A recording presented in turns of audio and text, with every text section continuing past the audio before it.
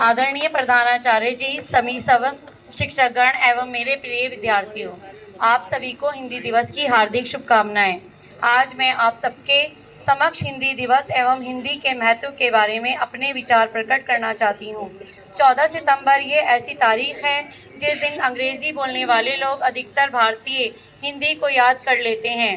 हालांकि ये बात अलग है कि दुनिया की प्रमुख भाषाओं में से एक हिंदी अपने ही देश में अपने ही अस्तित्व के लिए लड़ रही है। हम हर साल 14 सितंबर को हिंदी दिवस मनाते हैं, परंतु आपको इसका कारण पता है? मैं बताती हूँ। 6 सितंबर 1946 को स्वतंत्र भारत का संविधान तैयार करने के लिए एक गठन हुआ। संविधान के लिए नए नियम कानून बनाए गए, परंतु उसमें से सबसे अहम था नए राष्ट्र की अधिकारी की भाषा का मुद्दा। हम सब जानते हैं, भारत में हज़ारों बोलियां हैं, सैकड़ों भाषाएं हैं। काफ़ी विचार विमर्श करने के बाद 14 सितंबर 1949 को देवनागरी लिपि में लिखी हिंदी और रोमन लिपि में लिखी अंग्रेज़ी को अधिकारी भाषा के रूप में स्वीकारा गया। इस ऐतिहासिक दिन को देखते हुए हमारे पहले प्रधानमंत्री पंडित जवाहरलाल नेहरू ने ये निर्णय लिया कि 14 सितंबर को हम हिंदी दिवस के रूप में मनाएंगे। हमने हमारा पहला हिंदी अधिकारी दिवस 14 सितंबर 1953 को मनाया।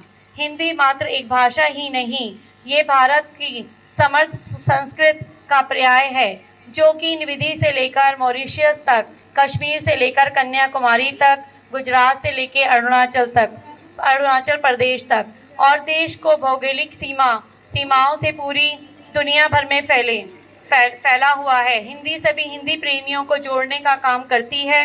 अंत में